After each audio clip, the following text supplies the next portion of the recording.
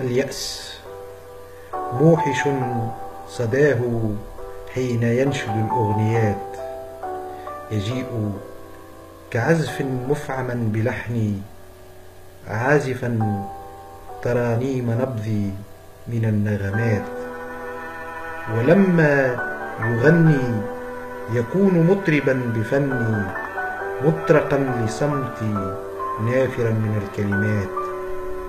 وحين يخط تقاسيم حزني يفوح القصيد عبيرا من الأمنيات، فيفضح سرا بصدري ويجهر صوتي، يجيء صداه حاملا صدى الذكريات.